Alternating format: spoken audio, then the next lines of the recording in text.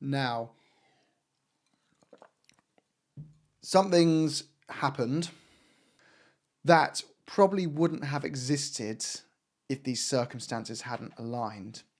But also, there's some incredible data I've been digging into to show that Spurs are on a trajectory out of the relegation zone.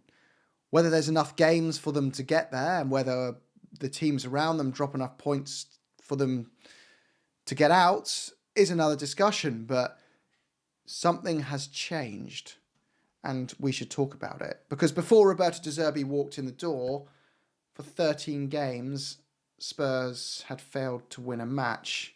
8 draws and 5 losses.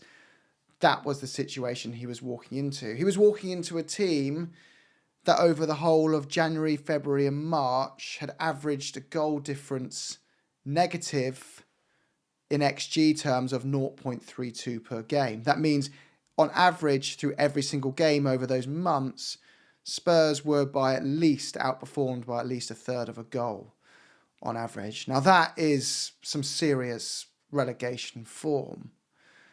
But then something started to change and the numbers started to change, because then we picked up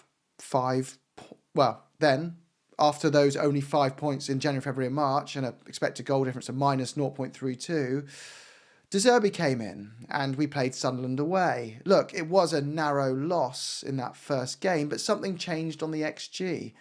Spurs suddenly found themselves within a whisker of the opposition. And then Brighton came at home and it was a 2-2. And we created 1.8 expected goals to their 0.9. We doubled the XG of our opposition and finally outperformed an opponent. And we hadn't seen that pretty much in 6 months. And we did it. We finally started outperforming a side on XG. So you see a trend emerging of Spurs getting close to the opposition's XG against Sunderland and then outperforming them against Brighton. But is it a fluke or is it a trend? Well, then Spurs went on to play Wolves, a game that was marred with, well, it's only Wolves, they're in the relegation zone, they're already out. Anyone would beat them. Something which is nonsense considering they picked up points against Arsenal and Liverpool this season. But Spurs went on and they won a game and kept a clean sheet. And they had the better goal difference. So for 3 games in a row, Spurs are seeing a trend. Less threat against their own goal and a significant uptick in creating a positive XG. Now, it's a tiny sample size, but it is a sign that things have dramatically improved under Roberto De Zerbi. They have. It's the first time since Thomas Frank's first 10 games, effectively Spurs have done this. And it's a point where Spurs are missing even more players than they did before. A time where Spurs should be creating less based on who they've got available, but they're still seemingly able to create more, and things have changed. And his press conference today, he highlighted that further. He said, there's too much of a negative feeling around this club, blaming pitches, blaming injuries. I've got good players. I've got good enough players to win games and create goals. And it's his leadership, I believe, that's making all the difference at the moment. Spurs and their manager believe they've got the squad to get out of trouble, even without Christian Romero, Mohamed Kudus, Wilson Odobert, Dejan Kulusevski, Ben Davies, Xavi Simons, things that have seen other big clubs like Spurs as neighbours, Arsenal, create petitions of unfairness and bad luck and create narratives that the world is conspiring against them so it will not be possible for them to succeed. De Zerbi has risen above it and said, I rise to this challenge. But let's go on why this next challenge in Aston Villa is very fortunate timing for us, and why I believe Spurs have an opportunity to win a match in a way that has the teams around them panicking that they're fighting for survival with. Because Aston Villa just played Nottingham Forest in a semi-final, and it was such a narrow defeat for them. It was almost the perfect result for Tottenham. It's a defeat for Forest, but they're still very much in the game. They had to play all their best players for as many minutes as they could, and they're going to need to rest and focus them onto the next match. It was away from home as well. Today, Villa will be resting, recuperating and watching the video footage of what went wrong in that game and why they lost. And tomorrow, they will have a choice.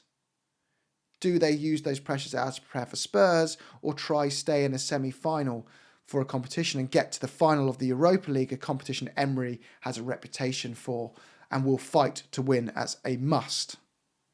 On top of that, what else is going in our favour at the moment is other fixtures too. Tottenham have just seen the Chelsea game rescheduled to 2 days after their cup final. It was the only date option that leaves them with such a small amount of rest time, which once again puts Spurs in a situation where they're going to have a week to prepare for these games and their opposition will have all but of a day. I mean, when you look at those games, you're going to be thinking surely they're going to have to play not their best team by any shape of imagination. That doesn't give Spurs an enormous advantage because Spurs are already playing their second string team, but at least it puts them on an even footing on that front. So I think Spurs, when you look at their away record as well, being better away from home than at home this season, I think Spurs have an opportunity, and their fans, including myself, we need to be a bit more positive about that. I think Spurs can go and get a result at Villa Park. Villa, even if it is their B team, are an excellent side, and we shouldn't expect a result by any means, but I think there needs to be a raucous atmosphere of belief because the data is showing Spurs are getting better every single week under Zerbi. And Aston Villa have bigger priorities as to Chelsea in their upcoming fixtures. So Spurs, it's in our hands to do something about that and take that opportunity. Can we do it? Let's see. What do you reckon the score will be? Let us know. Big up to the OhSo 33 crew. Keep it lily white and come on, you Spurs.